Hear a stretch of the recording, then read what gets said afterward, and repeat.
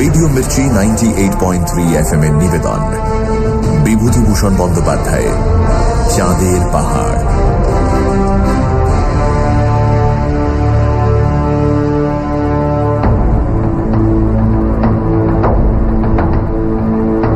শঙ্কর ও Diego একটি আগ্নেয়গিরির অগ্নিলীলার সাক্ষী হয়ে রইল।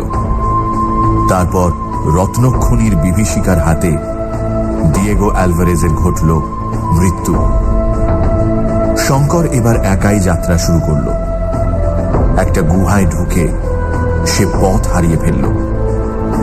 3 দিন 3 রাত সে গুহার মধ্যে বন্দী, মৃতপ্রায়। তারপর একটা ক্ষীণ জলস্রোত এবং কিছু পাথরের নুড়িকে অনুসরণ করে সে কোনো রকমে গুহা থেকে বেরিয়ে এলো।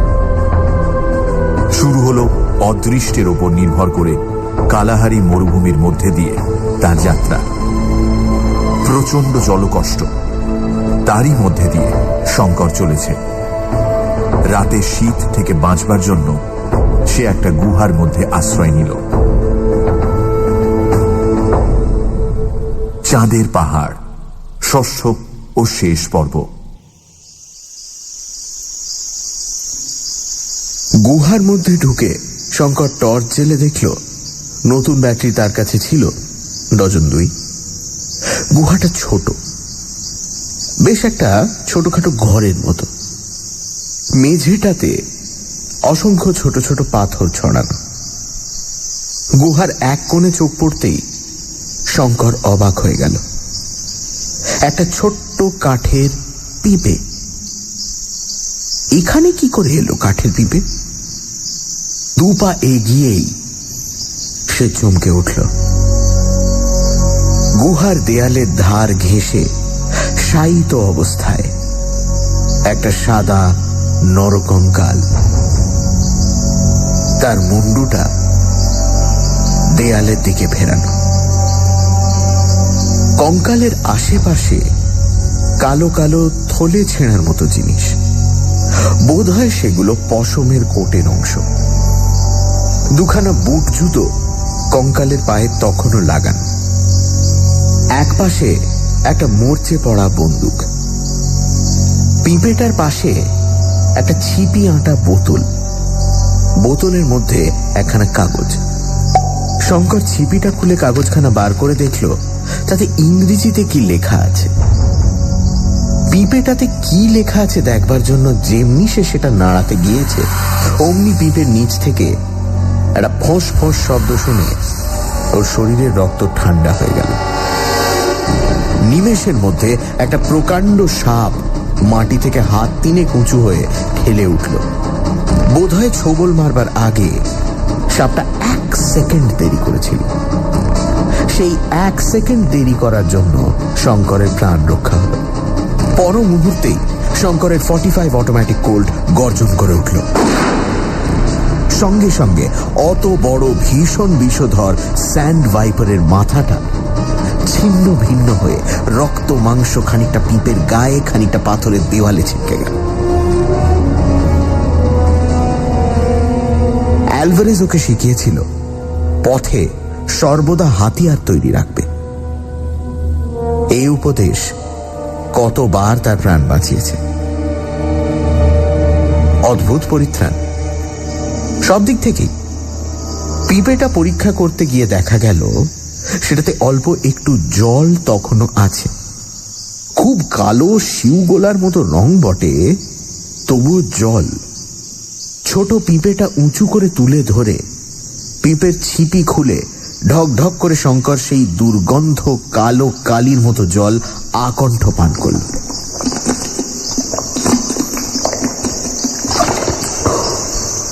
তারপর সে টর্চের আলোতে সাপটা পরীক্ষা করল। পুরো 5 হাত লম্বা সাপটা, মোটাও বেশ। এ ধরনের সাপ মরুভূমির বালির মধ্যে শরীর লুকিয়ে শুধু মুন্ডুটা উপরে তুলে থাকে। অতি মারাত্মক রকমের বিষাক্ত সাপ। এইবার বোতলের মধ্যের কাগজখানা খুলে সে মন দিয়ে পড়ল। যে ছোট্ট পেন্সিল দিয়ে এটা লেখা হয়েছে, বোতলের মধ্যে সেটাও পাওয়া গেল। কাগজখানাতে লেখা আছে, আমার মৃত্যু নিকট। আজই আমার শেষ রাত্রি। যদি আমার মরণের পরে কেউ এই ভয়ঙ্কর মরুভূমির পথে যেতে যেতে এই গুহায় এসে আশ্রয় গ্রহণ করেন, তবে সম্ভবত এই কাগজ তার হাতে পড়বে। আমার গাধাটা দিন 2 আগে মরুভূমির মধ্যে মারা গিয়েছে। এক পিপে জল তার পিঠে ছিল, সেটা আমি এই গুহার মধ্যে নিয়ে এসে রেখে দিয়েছি। যদিও জ্বরে আমার শরীর অবসন্ন, মাথা তুলবার শক্তি নেই, তার উপর অনাহারে শরীর আগে থেকেই দুর্বল। আমার বয়স 26 বছর। আমার নাম আত্তিলিও গাত্তি। ফ্লোরেন্সের গাত্তি বংশে আমার জন্ম। বিখ্যাত নাবিক রিওলিনো কাভালকান্তি গাত্তি, যিনি লেপান্তর যুদ্ধে তুর্কিদের সঙ্গে লড়েছিলেন, তিনি আমার একজন পূর্বপুরুষ। রোম ও পিসা বিশ্ববিদ্যালয়ে উচ্চশিক্ষা লাভ করেছিলাম, কিন্তু শেষ পর্যন্ত ভবঘুরে হয়ে গেলাম সমুদ্রের নেশায়, যা আমাদের বংশগত নেশা। ডাচ ইন্ডিজ যাবার পথে পশ্চিম আফ্রিকার উপকূলে জাহাজ ডুবি হল। আমরা 7 জন লোক অতি কষ্টে ডাঙা পেলাম। ঘোর জঙ্গলময় অঞ্চল আফ্রিকার এই পশ্চিম উপকূল। জঙ্গলের মধ্যে শেফু জাতির এক গ্রামে আমরা আশ্রয় নিই এবং প্রায় 2 মাস সেখানে থাকি। এখানেই দৈবাত এক প্রকাণ্ড অদ্ভুত হীরের খনির গল্প শুনলাম। পূর্ব দিকে এক প্রকাণ্ড পার্বত্য ও ভীষণ আরণ্য অঞ্চলে নাকি এই হীরের খনি অবস্থিত। আমরা 7 জন ঠিক করলাম এই হীরের খনি যে করে হোক বার করতেই হবে।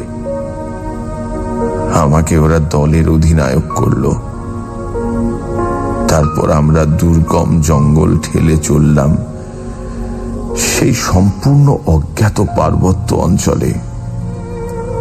সে গ্রামের কোনো লোক পথ দেখিয়ে নিয়ে যেতে রাজি হলো না। তারা বলে তারা কখনো সে জায়গায় যায়নি, কোথায় তা জানে না। বিশেষত এক উপদেবতা নাকি সে বনের রক্ষক, সেখান থেকে হীরে নিয়ে কেউ আসতে পারবে না। আমরা দমবার পাত্র নই। পথে যেতে যেতে ঘোর কষ্টে বেঘরে 2 জন সঙ্গী মারা গেল। বাকি 4 জন আর অগ্রসর হতে চায় না। আমি দলের অধ্যক্ষ, গাত্তি বংশে আমার জন্ম। পিছু হটতে জানি না। যতক্ষণ প্রাণ আছে এগিয়ে যেতে হবে এই জানি। আমি ফিরতে চাইলাম না। শরীর ভেঙে পড়তে চাইছে। আজ রাত্রেই আসবে সে নিরবয়ব মৃত্যুদূত। বড় সুন্দর আমাদের ছোট্ট হ্রদ সেরিনো লাগ্রানো। ওরই তীরে আমার পৈতৃক প্রাসাদ কাস্তলি রিওলিনি। অত দূর থেকেও আমি সেরিনো লাগ্রানোর তীরবর্তী কমলা লেবুর বাগানের লেবু ফুলের সুগন্ধ পাচ্ছি। ছোট্ট যে গির্জাটি পাহাড়ের নিচেই, তার উপর ঘন্টার মিষ্টি আওয়াজ পাচ্ছি। এসব কি আবোল তাবোল লিখছি জ্বরের ঘোরে। আসল কথাটা বলি, কতক্ষণই বা আর লিখব। আমরা সে পর্বতমালা, সে মহাদুর্গম অরণ্যে গিয়েছিলাম, সে খনি বার করেছিলাম। যে নদীর তীরে হিরে পাওয়া যায়, এক বিশাল ও অতি ভয়ানক গুহার মধ্যে সে নদীর উৎপত্তি স্থান। আমি সেই গুহার মধ্যে ঢুকে এবং নদীর জলের তীরে ও জলের মধ্যে পাথরের নুড়ির মতো অজস্র হিরে ছড়ানো দেখতে পাই। প্রত্যেকটি নুড়ি টেট্রাহেড্রন ক্রিস্টাল, স্বচ্ছ ও হরিদ্রাভ। লন্ডন আমস্টারডামের বাজারে এমন হিরে নেই। এই অরণ্য ও পর্বতের সে উপদেবতাকে আমি এই গুহার মধ্যে দেখেছি। ধুনোর কাঠের মশালের আলোয় দূর থেকে আবছায়া ভাবে। সত্যি ভীষণ তার চেহারা। জ্বলন্ত মশাল হাতে ছিল বলেই সেদিন আমার কাছে সে ঘেঁষেনি। এই গুহাতেই সে সম্ভবত বাস করে। হীরের খনির সে রক্ষক। এই প্রবাদের সৃষ্টি সেই জন্যই বোধহয় হয়েছে। কিন্তু কি কুক্ষণে হীরের সন্ধান পেয়েছিলাম এবং কি কুক্ষণে সঙ্গীদের কাছে তা প্রকাশ করেছিলাম। ওদের নিয়ে আবার যখন সে গুহায় ঢুকি, হীরের খনি খুঁজে পেলাম না। একই ঘোর অন্ধকার। মশালের আলোয় সে অন্ধকার দূর হয় না। তার উপরে বহুমুখী নদী। কোন স্রোতটার ধারা হীরের রাশির ওপর দিয়ে বইছে কিছুতেই আর বার করতে পারলাম না। আমার সঙ্গীরা বর্বর জাহাজের খালাসি ভাবলো ওদের ফাঁকি দিলাম বুঝি। আমি একা নেব এই বুঝি আমার মতলব। ওরা কি ষড়যন্ত্র আঁটলো জানি না। পরদিন সন্ধেবেলা চারজনে মিলে অতর্কিতে ছুরি খুলে আমায় আক্রমণ করলো। কিন্তু তারা জানতো না আমাকে, আত্মীয় গাত্রীকে। আমার ধমনীতে উষ্ণ রক্ত বইছে আমার পূর্বপুরুষ রিওলিনি কাভালকান্তি গাত্তির, যিনি লেপান্তর যুদ্ধে ওরকম বহু বর্বরকে নরকে পাঠিয়েছিলেন। সান্টা ক্যাটালিনার সামরিক বিদ্যালয়ে যখন আমি ছাত্র, আমাদের অঞ্চলের শ্রেষ্ঠ ফেন্সার অ্যান্টোনিও ড্রেফাসকে ছোড়ার ডুয়েলে জখম করি। আমার ছোড়ার আঘাতে ওরা দুজনে মরে গেল। দুজন সাংঘাতিক ঘায়েল হলো। নিজেও আমি চোট পেলাম ওদের হাতে। আহত বদমাইশ দুটো সেই রাত্রে ভবলীলা শেষ করলো। ভেবে দেখলাম এখন এই গুহার গোলক ধাঁধার ভেতর থেকে খনি খুঁজে হয়তো বার করতে পারবো না। তাছাড়া আমি সাংঘাতিক আহত। আমায় সভ্য জগতে পৌঁছতেই হবে। পূর্ব দিকের পথে ডাচ উপনিবেশে পৌঁছবো বলে রওনা হয়েছিলাম। কিন্তু এ পর্যন্ত এসে আর অগ্রসর হতে পারলাম না। ওরা তল পেটে ছুরি মেরেছে। সেই ক্ষতস্থান উঠল বিষিয়ে, সেই সঙ্গে জ্বর। মানুষের কি লোভ তাই ভাবি। কেন ওরা আমাকে মারলো? ওরা আমার সঙ্গী। একবারও তো ওদের ফাঁকি দেওয়ার কথা আমার মনে আসেনি। জগতের সর্বশ্রেষ্ঠ হীরক খনির মালিক আমি, কারণ নিজের প্রাণ বিপন্ন করে তা আমি আবিষ্কার করেছি। আমি, যিনি আমার এ লেখা পড়ে বুঝতে পারবেন তিনি নিশ্চয়ই সভ্য মানুষ ও খ্রিস্টান। তার প্রতি আমার অনুরোধ, আমাকে তিনি যেন খ্রিস্টানের উপযুক্ত কবর দেন। এই অনুগ্রহের বদলে ওই খনির সত্যতাকে আমি দিলাম। রানী শিবার ধনভাণ্ডারও এ খনির কাছে কিচ্ছু নয়।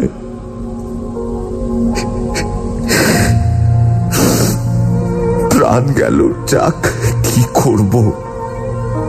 কিন্তু কি ভয়ানক মরুভূমি এ! একটা ঝিঝি পোকার ডাক পর্যন্ত নেই কোনো দিকে। এমন সব জায়গাও থাকে পৃথিবীতে। আমার আজকে বলি মনে হচ্ছে পপলার ঘেরা সেরিনো লাগ্রানো হ্রদ আর দেখব না। তার ধারে যে 14 শতাব্দীর গির্জাটা, তার সেই বড় রূপোর ঘণ্টার পবিত্র ধ্বনি, পাহাড়ের উপরে আমাদের যে প্রাচীন প্রাসাদ কাস্তলে রিওলিনি, মুরদের দুর্গের মতো দেখায়। দূরে আম্ব্রিয়ার সবুজ মাঠ ও দ্রাক্ষা ক্ষেত্রের মধ্য দিয়ে ছোট্ট ডোরা নদী বয়ে যাচ্ছে। যাক, আবার কি প্রলাপ বকছি। গুহার দুয়ারে বসে আকাশের অগণিত তারা প্রাণ ভরে দেখছি শেষবারের জন্য। সাধু ফ্র্যাঙ্কোর সেই সৌর স্তোত্র মনে পড়ছে। স্তুত হন প্রভু মোর, পবন সঞ্চার তরে, স্থির বায়ু তরে, ভগিনী মেদিনী তরে, নীল মেঘ তরে, আকাশের তরে, তারকা সমূহ তরে, সুদিন কুদিন তরে, দেহের মরণ তরে। আর একটা কথা, আমার 2 পায়ে জুতোর মধ্যে 5খানা বড় হিরে লুকোনো আছে। তোমায় তা দিলাম, হে অজানা পথিক বন্ধু। আমার শেষ অনুরোধটি ভুলো না। জননী মেরি তোমার মঙ্গল করুন। কমান্ডার আত্তেলিও গাত্তি, 1880 সাল, সম্ভবত মার্চ মাস।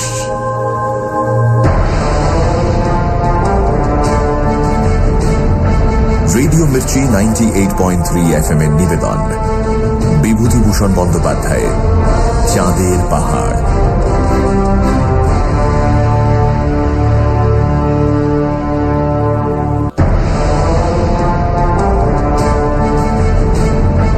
রেডিও মির্চি 98.3 FM এর নিবেদন বিভূতিভূষণ বন্দ্যোপাধ্যায়ের চাঁদের পাহাড়।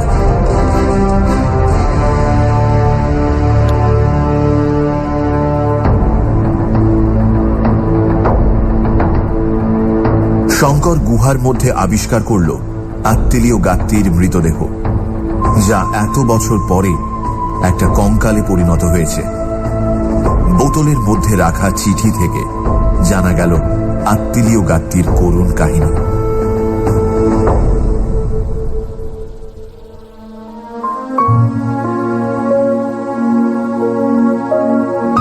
হতভাগ্য যুবক, তার মৃত্যুর পরে সুদীর্ঘ 30 বছর কেটে গিয়েছে। এই 30 বছরের মধ্যে এই পথে হয়তো কেউ যায়নি, গেলেও গুহাটার মধ্যে ঢোকেনি। এত কাল পরে তার চিঠিখানা মানুষের হাতে পড়ল। আশ্চর্য এই যে কাঠের পিঁপেটাতে 30 বছর পরেও জল ছিল কি করে।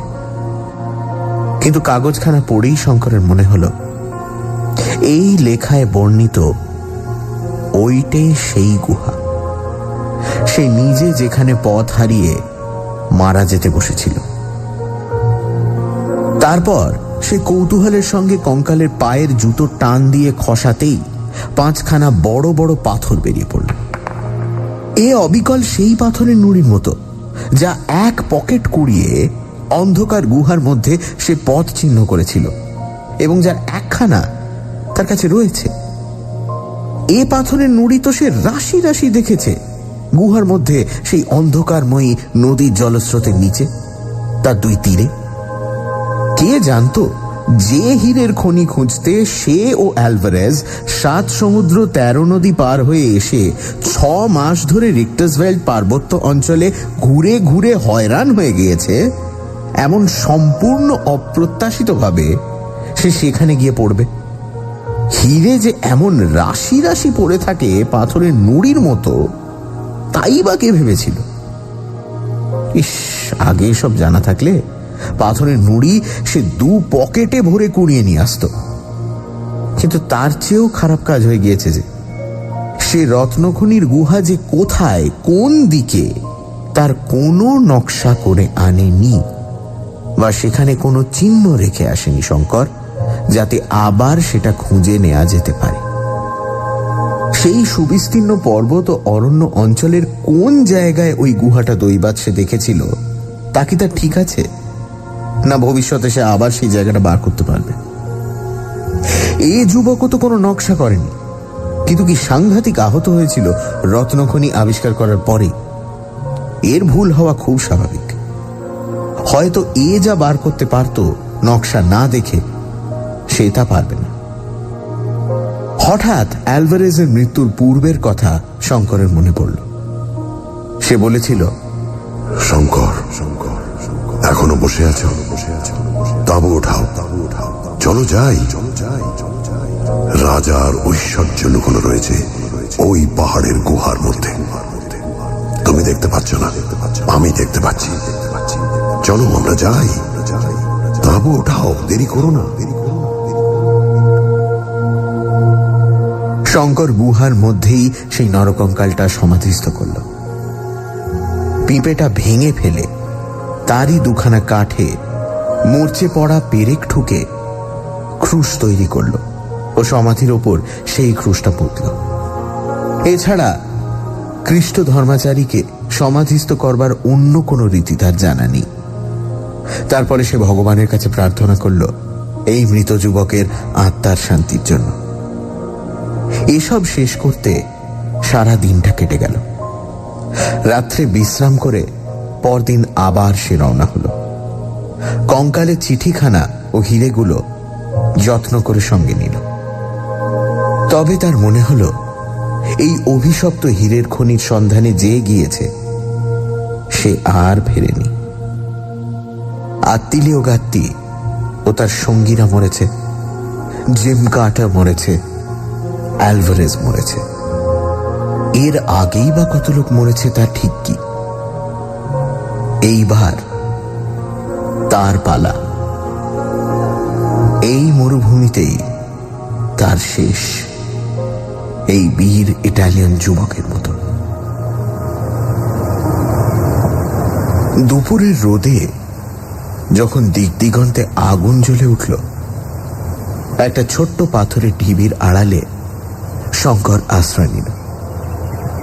135 ডিগ্রি উত্তাপ উঠেছে তাপমান যন্ত্রে। রক্ত মাংসের মানুষের পক্ষে এ উত্তাপে পথ হাঁটা চলে না। যদি সে কোনো রকমে এই ভয়ানক মরুভূমির হাত এড়াতে পারত, তবে হয়তো জীবন্ত অবস্থায় মানুষের আবাসেও পৌঁছতে পারত। সে ভয় করে শুধু এই মরুভূমি। সে জানে কালাহারি মরু বড় বড় সিংহের বিচরণ ভূমি। তার হাতে রাইফেল আছে। রাত দুপুরেও একা যত বড় সিংহই হোক, সম্মুখীন হতে সে ভয় করে না। কিন্তু ভয় হয় তৃষ্ণা রাক্ষসীকে। তার হাত থেকে পরিত্রাণ নেই। দুপুরে এসে 2বার মরীচিকা দেখল। এতদিন মরুপথে আসতেও সে এই আশ্চর্য নৈসর্গিক দৃশ্য দেখেনি। বইয়েই পড়েছিল মরীচিকার কথা। একবার উত্তর পূর্ব কোণে, একবার দক্ষিণ পূর্ব কোণে, 2 মরীচিকাই কিন্তু প্রায় একরকম। অর্থাৎ একটা বড় গম্বুজওয়ালা মসজিদ বা গির্জা, চারপাশে খেজুর কুঞ্জ, সামনে বিস্তৃত জলাশয়। উত্তর পূর্ব কোণের মরীচিকাটা বেশি স্পষ্ট। সন্ধ্যার দিকে দূর দিগন্তে মেঘমালার মতো পর্বতমালা দেখা গেল। শঙ্কর নিজের চোখকে বিশ্বাস করতে পারল না। পূর্ব দিকে একটাই মাত্র বড় পর্বত এখান থেকে দেখা পাওয়া সম্ভব, দক্ষিণ রোডেশিয়ার প্রান্তবর্তী চিমানিমানি পর্বতমালা। তাহলে কি বুঝতে হবে যে সে বিশাল কালাহারি পদব্রজে পার হয়ে প্রায় শেষ করতে চলেছে? না এও মরীচিকা? কিন্তু রাত 10টা পর্যন্ত পথ চলেও জ্যোৎস্না রাত্রে সে দূর পর্বতের সীমারেখা তেমনি স্পষ্ট দেখতে পেল। অসংখ্য ধন্যবাদ হে ভগবান, মরীচিকা নয়। তবে জ্যোৎস্না রাত্রে কেউ কখনো মরীচিকা দেখেনি। তবে কি প্রাণের আশা আছে? আজ পৃথিবীর বৃহত্তম রত্নখনির মালিক সে। নিজের পরিশ্রমে ও দুঃসাহসের বলে সে তার সত্ত্ব অর্জন করেছে। দরিদ্র বাংলা মায়ের বুকে সে যদি আজ বেঁচে ফেরে। দুদিনের দিন বিকেলে সে এসে পর্বতের নিচে পৌঁছল। তখন সে দেখল পর্বত পার হওয়া ছাড়া ওপারে যাওয়ার কোনো সহজ উপায় নেই। নইলে 25 মাইল মরুভূমি পাড়ি দিয়ে পর্বতের দক্ষিণ প্রান্ত ঘুরে আসতে হবে। মরুভূমির মধ্যে সে আর কিছুতেই যেতে রাজি নয়। সে পাহাড় পার হয়েই যাবে। এইখানে সে প্রকাণ্ড একটা ভুল করল। সে ভুলে গেল যে 12,500 ফুট একটা পর্বতমালা ডিঙিয়ে ওপারে যাওয়া সহজ ব্যাপার নয়। রিক্টাসভেল্ট পার হওয়ার মতোই শক্ত, তার চেয়েও শক্ত, কারণ সেখানে অ্যালভারেজ ছিল। এখানে সে একা। শঙ্কর ব্যাপারের গুরুত্বটা তেমন বুঝতে পারল না। ফলে চিমানিমানি পর্বত উত্তীর্ণ হতে গিয়ে প্রাণ হারাতে বসল। ভীষণ প্রজ্বলন্ত কালাহারি পার হতে গিয়েও সে এমন ভাবে নিশ্চিত মৃত্যুর সম্মুখীন হয়।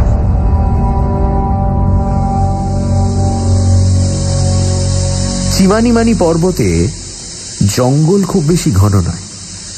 শঙ্কর প্রথম দিন অনেকটা উঠল, তারপর একটা জায়গায় গিয়ে পড়ল। সেখান থেকে কোনো দিকে যাওয়ার উপায় নেই। কোন পথটা দিয়ে উঠেছিল সেটাও আর খুঁজে পেল না। তার মনে হলো সে সমতল ভূমির যে জায়গা দিয়ে উঠেছিল তার 30 ডিগ্রি দক্ষিণে চলে এসেছে। কেন যে এমন হলো এর কারণ কিছুতেই সে বার করতে পারল না। কোথা দিয়ে কোথায় চলে গেল, কখনো উঠছে কখনো নামছে, সূর্য দেখে দিক ঠিক করে নিচ্ছে, কিন্তু 7-8 মাইল পাহাড় উত্তীর্ণ হতে এতদিন লাগছে কেন? তৃতীয় দিনে আর একটা নতুন বিপদ ঘটল। তার আগের দিন একখানা আলগা পাথর গড়িয়ে তার পায়ে চোট লেগেছিল। তখন তত কিছু হয়নি। পরদিন সকালে আর সে শয্যা ছেড়ে উঠতে পারে না। হাঁটু ফুলেছে, বেদনাও খুব। দুর্গম পথে নামা ওঠা করা এই অবস্থায় অসম্ভব। পাহাড়ের একটা ঝর্ণা থেকে উঠবার সময় জল সংগ্রহ করে এনেছিল, তাই একটু একটু করে খেয়ে চালাচ্ছে। পায়ের বেদনা কমে না যাওয়া পর্যন্ত তাকে এখানেই অপেক্ষা করতে হবে। বেশি দূর যাওয়া চলবে না। সামান্য একটু আধটু চলাফেরা করতেই হবে খাদ্য ও জলের চেষ্টায়। ভাগ্যে পাহাড়ের এই স্থানটায় যেন খানিকটা সমতল ভূমির মতো, তাই রক্ষে। এই সব অবস্থায় এই মনুষ্যবাসহীন পাহাড়ে বিপদ তো পদে পদেই। একা একা এ পাহাড় টপকাতে গেলে যে কোনো ইউরোপীয় পর্যটকদের ঠিক এইরকম বিপদ ঘটতে পারত। শঙ্কর আর পারে না। ওর হৃৎপিণ্ডে কি একটা রোগ হয়েছে। একটু হাঁটলেই ধড়াস ধড়াস করে হৃৎপিণ্ডটা পাঁজরায় ধাক্কা মারে। অমানসিক পথশ্রমে, দুর্ভাবনায়, অখাদ্য কুখাদ্য খেয়ে, কখনো বা অনাহারের কষ্টে ওর শরীরে কিছু নেই। 4 দিনের দিন সন্ধেবেলা অবসন্ন দেহে সে একটা গাছের তলায় আশ্রয় নিল। খাদ্য নেই গতকাল থেকে, রাইফেল সঙ্গে আছে, কিন্তু একটা বন্য জন্তুর দেখা নেই। দুপুরে একটা হরিণকে চড়তে দেখে ভরসা হয়েছিল, কিন্তু রাইফেলটা তখন ছিল 50 গজ তফাতে একটা গাছে ঠেস দেওয়া। আনতে গিয়ে হরিণটা পালিয়ে গেল। জল খুব সামান্য আছে চামড়ার বোতলে। এই অবস্থায় নেমে এসে ঝর্ণা থেকে জল আনবেই বা কি করে? হাঁটুটা আরো ফুলেছে। বেদনা এত বেশি যে একটু চলাফেরা করলেই মাথার শিরা পর্যন্ত ছিঁড়ে পড়ে যন্ত্রণায়। পরিষ্কার আকাশের নিচে জলকণা শূন্য বায়ুমণ্ডলের গুণে অনেক দূর পর্যন্ত স্পষ্ট দেখা যাচ্ছে। দিকচক্রবালে মেঘলা করে ঘিরেছে নীল পর্বতমালা দূরে দূরে। দক্ষিণ পশ্চিমে দিগন্ত বিস্তীর্ণ কালাহারি, দক্ষিণে ওয়াহাকুহক পর্বত, তারও অনেক পেছনে মেঘের মতো দেখা যায় পল ক্রুগার পর্বতমালা। সলসবেরির দিকে কিছু দেখা যায় না। চিমানিমানি পর্বতের এক উচ্চতর শৃঙ্গ সেদিকে দৃষ্টি আটকেছে। আজ দুপুর থেকে ওর মাথার উপর শকুনির দল উঠছে। এতদিন এত বিপদেও শঙ্করের যা হয়নি, আজ শকুনির দল মাথার উপর উঠতে দেখে সত্যিই ওর ভয় হয়েছে। ওরা তাহলে কি বুঝেছে যে শিকার জোটবার বেশি দেরি নেই? সন্ধ্যার কিছু পরে কি একটা শব্দ শুনে চেয়ে দেখল পাশেই এক শিলাখণ্ডের আড়ালে একটা ধূসর নেকড়ে বাঘ। নেকড়ের লম্বা ছুঁচলো কান দুটো খাড়া হয়ে আছে। সাদা সাদা দাঁতের উপর দিয়ে রাঙা জিভটা অনেকখানি বার হয়ে লকলক করছে। চোখে চোখ পড়তেই সেটা চট করে পাথরের আড়াল থেকে সরে দূরে পালালো। নেকড়ে বাঘটাও তাহলে কি বুঝেছে পশুরা নাকি আগে থেকে অনেক কথা জানতে পারে? হাড় ভাঙা শীত পড়ল রাত্রে। ও কিছু কাঠকুটো কুড়িয়ে আগুন জ্বালল। অগ্নিকুণ্ডের আলো যতটুকু পড়েছে তার বাইরে ঘন অন্ধকার। কি একটা জন্তু এসে অগ্নিকুণ্ড থেকে কিছু দূরে অন্ধকারে দেহ মিশিয়ে চুপ করে বসল। কায়োটি, বন্য কুকুর জাতীয় জন্তু। ক্রমে আর একটা, আর দুটো, আর তিনটে। রাত বাড়বার সঙ্গে সঙ্গে 10-15টা এসে জমা হলো। অন্ধকারে তার চার ধার ঘিরে নিঃশব্দে অসীম ধৈর্যের সঙ্গে যেন কিসের প্রতীক্ষা করছে। কি সব অমঙ্গলজনক দৃশ্য! ভয়ে ওর গায়ের রক্ত হিম হয়ে গেল। সত্যি কি এতদিনে তারও মৃত্যু ঘনিয়ে এসেছে? সেও পারল না রিক্টাসভেল থেকে হিরে নিয়ে পালিয়ে যেতে। ওহ, আজ কত টাকার মালিক সে! হীরের খনি বাদ যা, তার সঙ্গে যে 6খানা হিরে রয়েছে তার দাম অন্তত 2-3 লক্ষ টাকা নিশ্চয়ই হবে। তার গরিব গ্রামে গরিব বাপ মায়ের বাড়িতে যদি সে এই টাকা নিয়ে গিয়ে উঠতে পারত, কত গরিবের চোখে জল মুছিয়ে দিতে পারত। গ্রামের কত দরিদ্র কুমারীকে বিবাহের যৌতুক দিয়ে ভালো পাত্রে বিবাহ দিত। কত সহায়হীন বৃদ্ধ বৃদ্ধার শেষ কটা দিন নিশ্চিন্ত করে তুলতে পারত। কিন্তু যা হবার নয়, কি হবে সেসব ভেবে? তার চেয়ে এই অপূর্ব রাত্রির নক্ষত্রালোকিত আকাশের শোভা, এই বিশাল পর্বত ও মরুভূমির নিস্তব্ধ গম্ভীর রূপ, মৃত্যুর আগে সেও চোখ ভরে দেখতে চায়।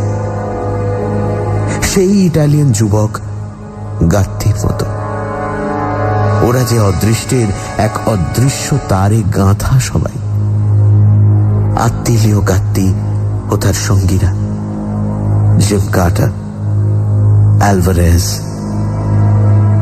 শঙ্কর।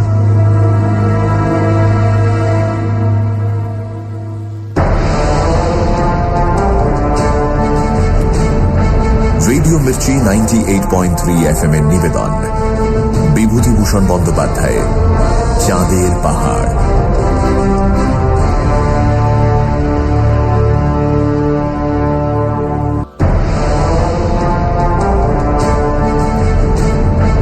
রেডিও মির্চি 98.3 FM এর নিবেদন বিভূতিভূষণ বন্দ্যোপাধ্যায়ের চাঁদের পাহাড়।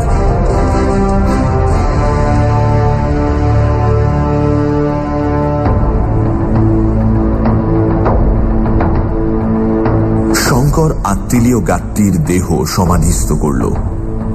ওর পায়ের জুতো থেকে হিরে দেখে বুঝল এরকম অজস্র নুড়ির মতো দেখতে হিরে সে দৈবাত আগের গুহাটায় দেখেছিল, যেখানে সে পথ হারিয়ে ফেলেছিল। মরুভূমি পার হয়ে সে পাহাড়ের কাছে এসে পড়ল। শঙ্কর আহত, অসুস্থ, মাথার ওপর শকুনির দল, অন্ধকারে তার দিকে ওঁত পেতে রয়েছে নেকড়ে কোয়োটির দল। রাত গভীর হয়েছে, কি ভীষণ শীত। একবার সে চেয়ে দেখল কায়োটিগুলো এরই মধ্যে কখন আরো কাছে সরে এসেছে। অন্ধকারের মধ্যে আলো পড়ে তাদের চোখগুলো জ্বলছে। শঙ্কর একখানা জ্বলন্ত কাঠ ছুঁড়ে মারতেই ওরা সব দূরে সরে গেল। কিন্তু কি নিঃশব্দ ওদের গতিবিধি, আর কি অসীম ওদের ধৈর্য। শঙ্করের মনে হলো ওরা জানে শিকার ওদের হাতের মুঠোয়, হাত ছাড়া হবার কোনো উপায় নেই। ইতিমধ্যে সন্ধেবেলার সেই ধূসর নেকড়ে বাঘটাও দুবার এসে অন্ধকারে কায়োটিদের পিছনে বসে দেখে গিয়েছে। একটুও ঘুমোতে ভরসা হলো না ওর। কি জানি কায়োটিগুলো আর নেকড়ের দল হয়তো তাহলে জীবন্তই তাকে ছিঁড়ে খাবে মৃত মনে করে। অবসন্ন ক্লান্ত দেহে জেগেই বসে থাকতে হবে তাকে। ঘুমে চোখ ঢুলে আসলেও উপায় নেই। মাঝে মাঝে কায়োটিগুলো এগিয়ে এসে বসে। ও জ্বলন্ত কাঠ ছুঁড়ে মারতেই সরে যায়। দু একটা হায়নাও এসে ওদের দলে যোগ দিয়েছে। হায়নাদের চোখগুলো অন্ধকারে কি ভীষণ জ্বলে। শঙ্কর কি ভয়ানক অবস্থাতে পড়েছে। জনবিরল বর্বর দেশের জনশূন্য পর্বতের ৩৫০০ ফুট ওপরে সে চলৎশক্তিহীন অবস্থায় বসে। গভীর রাত, ঘোর অন্ধকার, সামান্য আগুন জ্বলছে। মাথার ওপর জলকণা শূন্য স্তব্ধ বায়ুমণ্ডলের গুণে আকাশের অগণ্য তারা জল জল করছে যেন ইলেকট্রিক আলোর মতো। নিচে তার চারধার ঘিরে অন্ধকারে মাংস লোলুপ নীরব নেকড়ে কায়োটি হায়নার দল।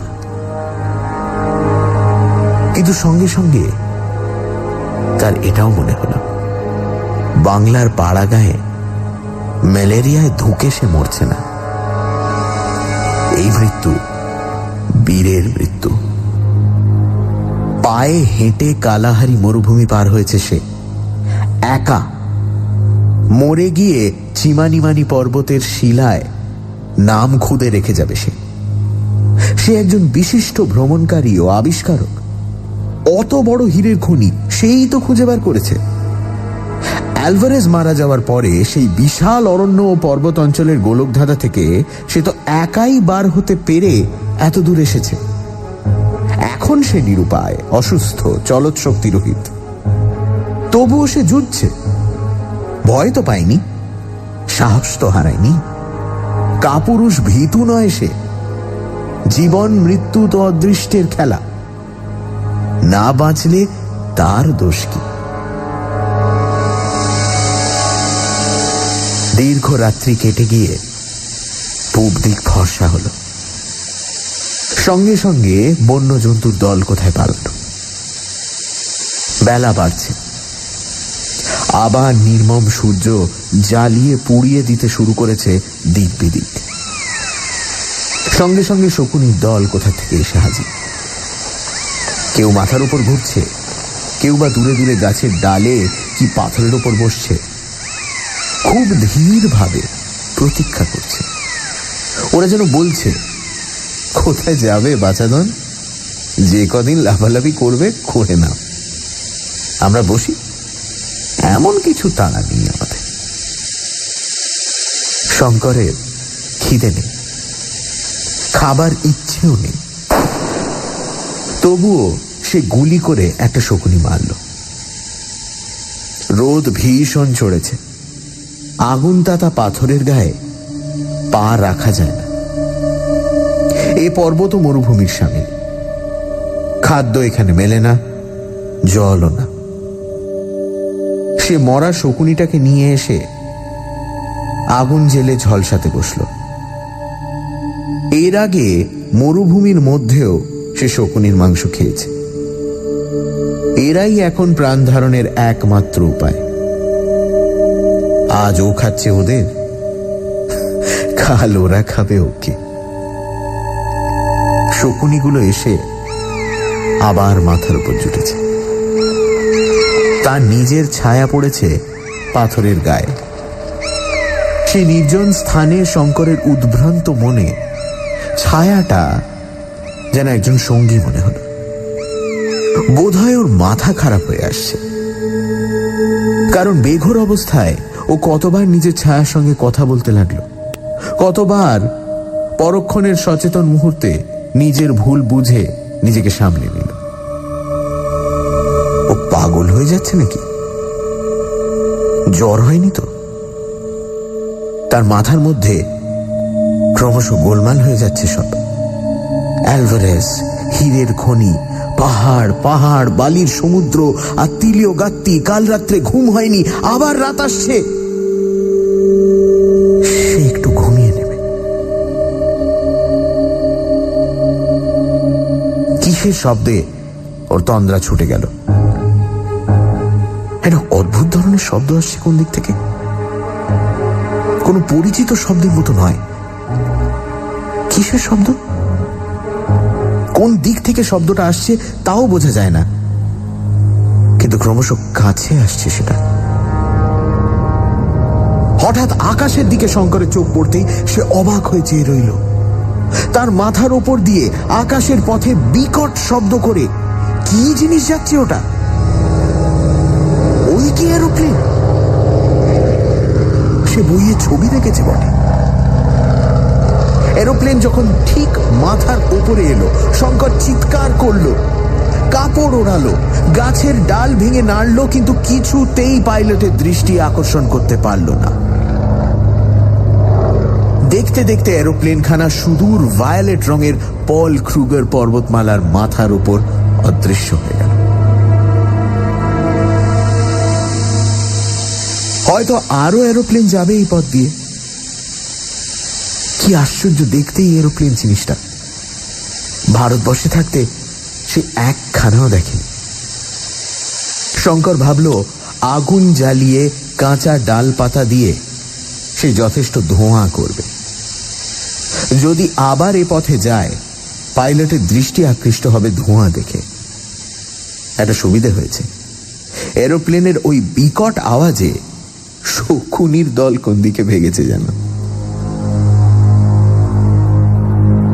সেদিন কাটল। দিন কেটে রাত্রি হওয়ার সঙ্গে সঙ্গে শঙ্করের দুর্ভোগ শুরু হল। আবার গত রাত্রির পুনরাবৃত্তি। সেই কায়োটির দল আবার এলো। আগুনের চারধারে তারা আবার তাকে ঘিরে বসল। নেকড়ে বাঘটা সন্ধে হতে না হতেই দূর থেকে একবার দেখে গেল। গভীর রাত্রে আর একবার এলো। কিসে এদের হাত থেকে পরিত্রাণ পাওয়া যায়? আওয়াজ করতে ভরসা হয় না।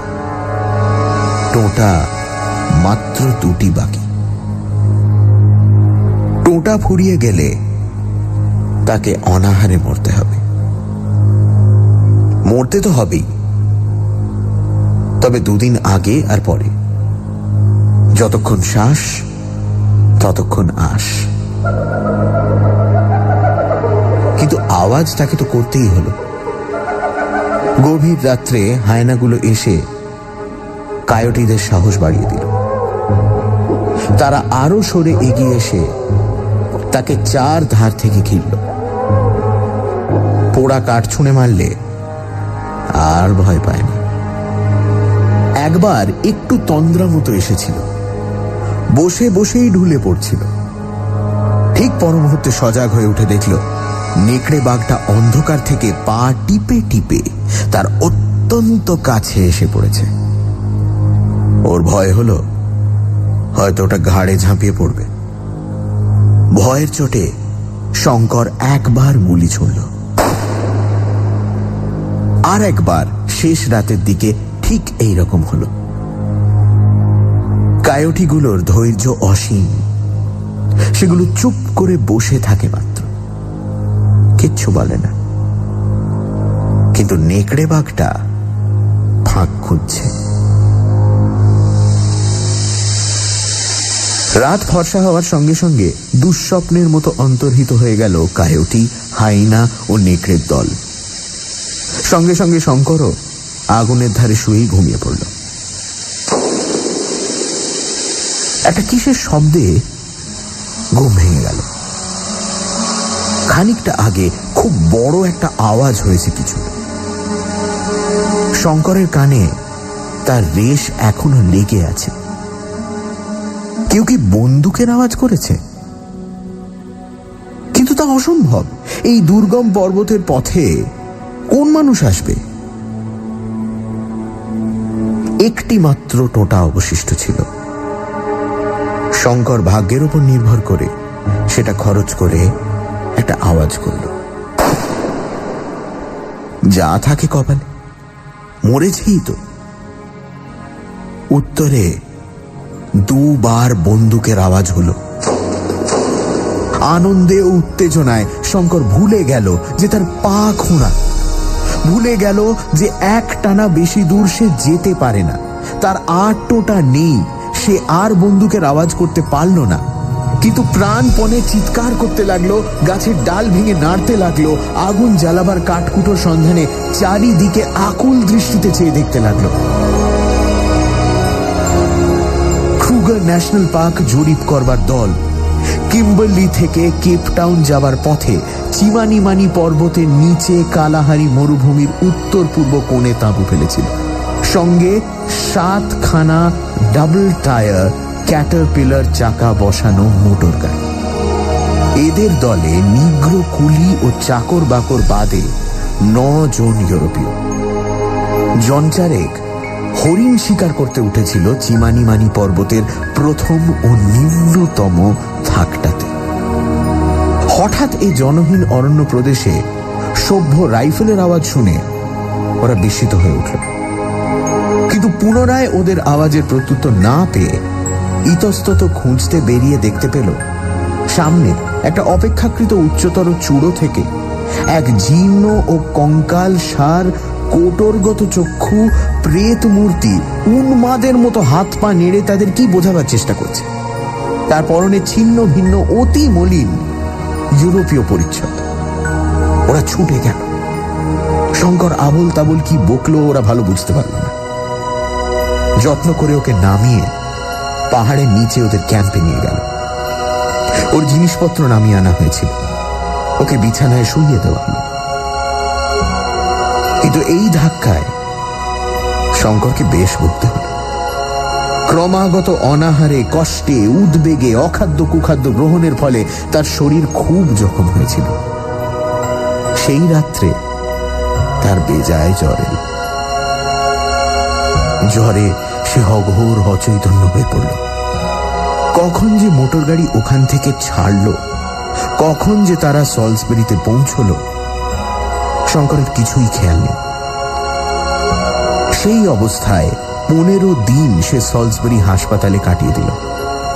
তারপর ক্রমশ সুস্থ হয়ে মাসখানেক পরে একদিন সকালে হাসপাতাল থেকে ছাড়া পেয়ে বাইরের রাজপথে এসে দাঁড়াল।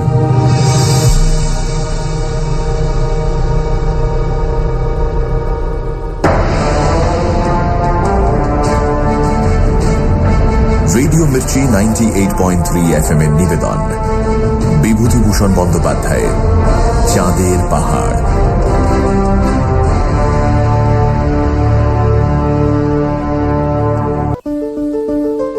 রেডিও মির্চি 98.3 FM এর তরফ থেকে আপনাকে জানাই থ্যাংক ইউ। শঙ্করের এই পুরো অ্যাডভেঞ্চারে আপনি আমাদের সঙ্গী হলেন। সারা সপ্তাহ ধরে আমরা প্রচুর ইমেল এবং SMS পেয়েছি। আমরা সত্যি অভিভূত।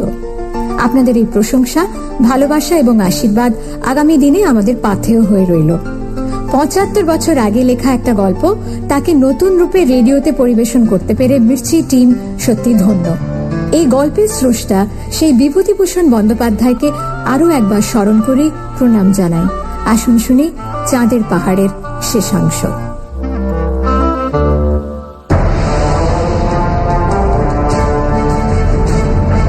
রেডিও মির্চি 98.3 FM এর নিবেদন বিভূতিভূষণ বন্দ্যোপাধ্যায়ের চাঁদের পাহাড়।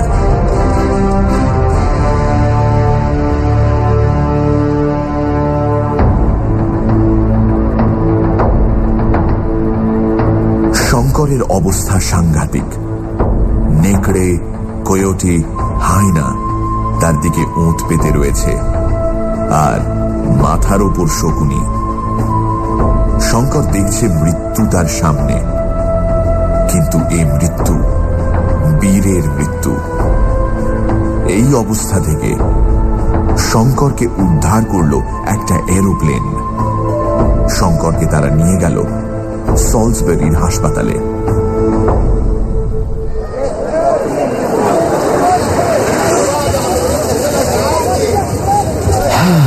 সলসবেরি, কত দিনের স্বপ্ন।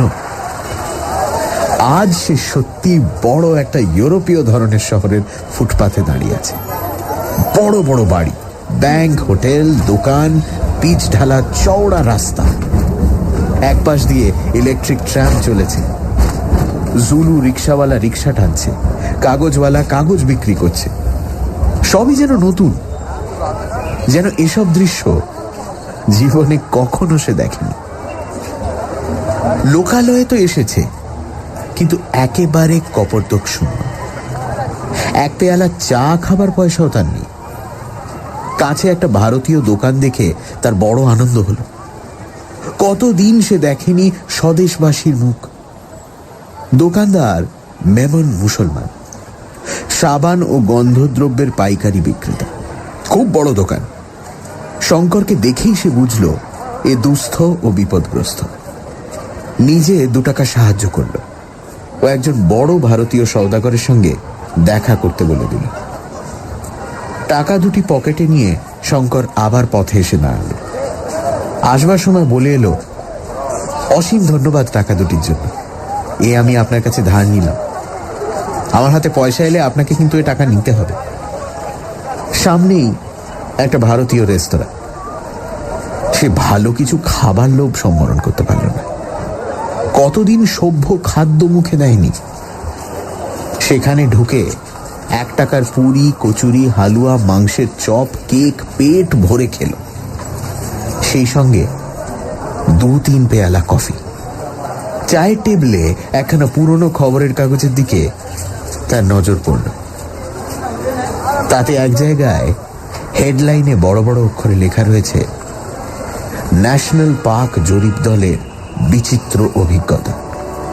মরুভূমিতে তৃষ্ণায় মৃতপ্রায় শ্রান্ত এক ভারতীয় আবিষ্কার, তার বিস্ময়কর অভিজ্ঞতার কাহিনী। শঙ্কর দেখল তার একটা ফটো ছাপা হয়েছে কাগজে। তার মুখে সম্পূর্ণ কাল্পনিক একটা গল্প দেওয়া হয়েছে। এইরকম গল্প সে কারো কাছে করেনি। খবরের কাগজখানার নাম সলসবেরি ডেইলি ক্রনিকল। সে খবরের কাগজের অফিসে গিয়ে নিজের পরিচয় দিল। তার চারপাশে ভিড় জমে গেল। ওকে খুঁজে বার করবার জন্য রিপোর্টারের দল অনেক চেষ্টা করেছিল জানা গেল। সেখানে চিমানিমানি পর্বতে পা ভেঙে পড়ে থাকার গল্প বলে ও ফটো তুলতে গিয়ে শঙ্কর 50 টাকা পেল। তা থেকে সে আগে সেই সহৃদয় মুসলমান দোকানদারের টাকা দুটি দিয়ে এলো। আগ্নেয়গিরিটার সম্বন্ধে সে কাগজে একটা প্রবন্ধ লিখল। তাতে আগ্নেয়গিরিটার নামকরণ করল মাউন্ট অ্যালভারেজ। তবে মধ্য আফ্রিকার অরণ্যে লুকোনো এত বড় একটা আস্ত জীবন্ত আগ্নেয়গিরির এই গল্প কেউ বিশ্বাস করল, কেউ করল না। অবশ্যই রত্নের গুহার বাষ্প সে কাউকে জানতে দেয়নি। দিলে দলে দলে লোক ছুটবে ওর সন্ধানে। তারপরে একটা বইয়ের দোকানে গিয়ে সে এক রাশ ইংরেজি বই ও মাসিক পত্রিকা কিনল।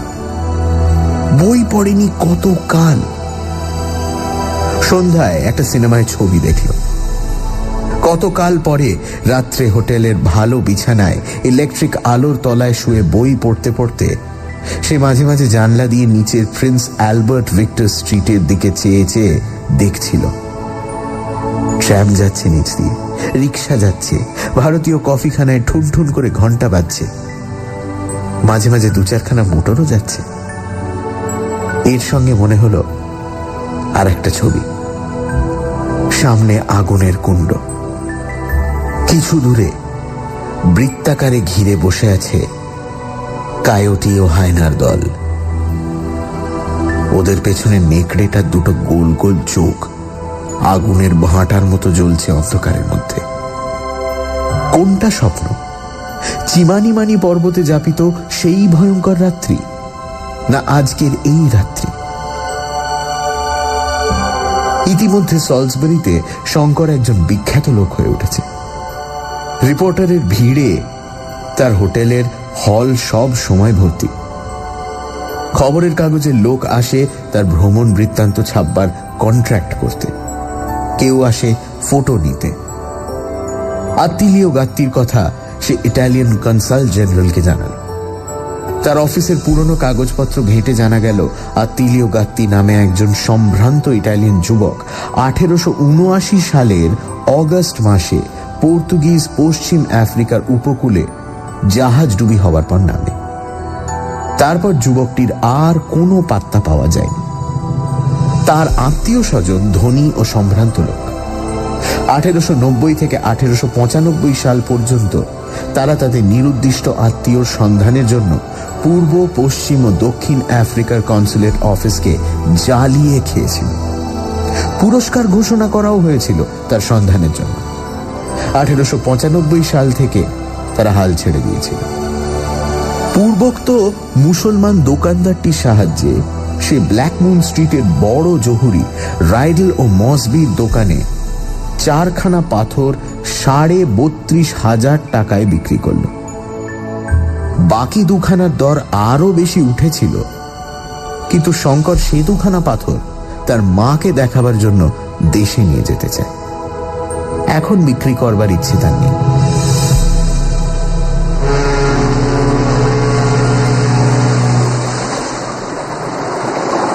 নীল সমুদ্র।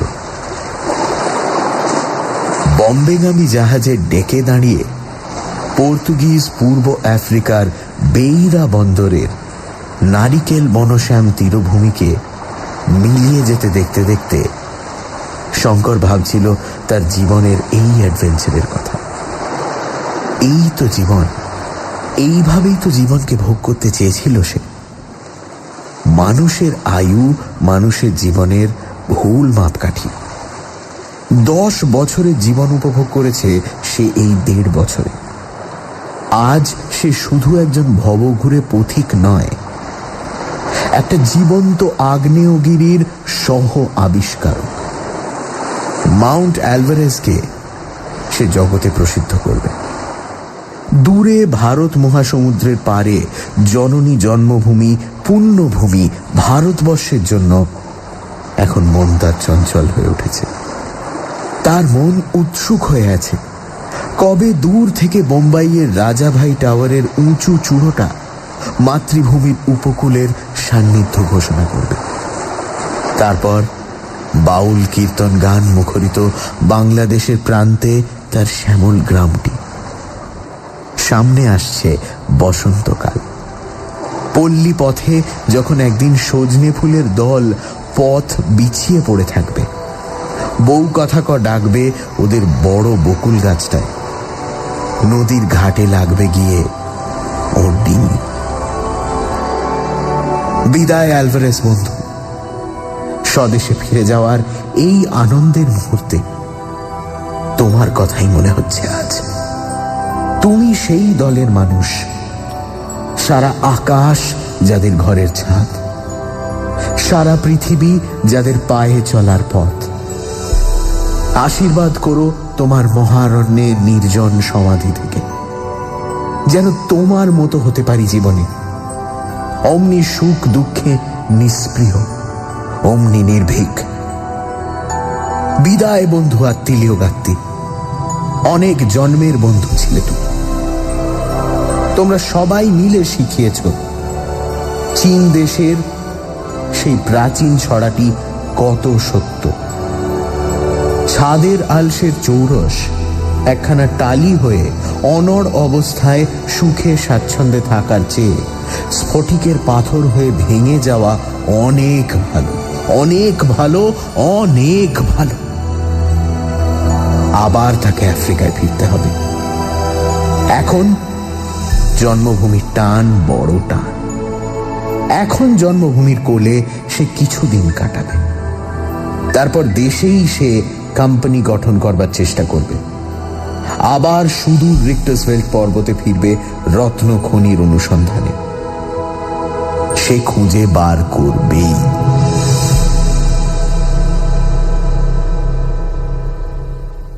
শঙ্করের কাহিনী এখানেই শেষ। তবে গল্পের একটা পরিশিষ্ট আছে, সেটা এই রকম। সলসবেরি থাকতে শঙ্কর সাউথ রোড এশিয়ান মিউজিয়ামের কিউরেটর, প্রসিদ্ধ জীবতত্ত্ববিদ ডক্টর ফিটজেরাল্ডের সঙ্গে দেখা করেছিল, বিশেষ করে বুনিপের কথাটা তাকে বলবার জন্য। দেশে ফিরে আসবার কিছুদিন পরে ডক্টর ফিটজেরাল্ডের কাছ থেকে নিম্নলিখিত পত্রখানা সে পায়। The South Rhodesian Museum, Salisbury, Rhodesia, South Africa, January the 12th, 1911. Dear Mr. Chowdhury, I'm writing this letter to fulfill my promise to you, to let you know what I thought about your report of a strange three-toed monster in the wilds of the Richtersveld Mountains. On looking up my files, I find other similar accounts by explorers who had been to the region before you, especially by Sir Robert McCulloch, the famous naturalist whose report has not yet been published owing to his sudden and untimely death last year. On thinking the matter over, I am inclined to believe that the monster you saw was nothing more than a species of anthropoid ape, closely related to the gorilla, but much bigger in size and much more savage than the specimens found in the Ruwenzori and Virunga mountains. This species is becoming rarer and rarer every day, and as such numbers as do exist are not easily to be got at, on account of their shyness and the habit of hiding themselves in the depths of the high-altitude rainforests of the Richtersveld. It is only the very fortunate traveler who gets glimpses of them, and I should think that in meeting them he runs risks proportionate to his good luck. Congratulating you on both your luck and pluck, I remain yours sincerely, J.G. Fitzgerald.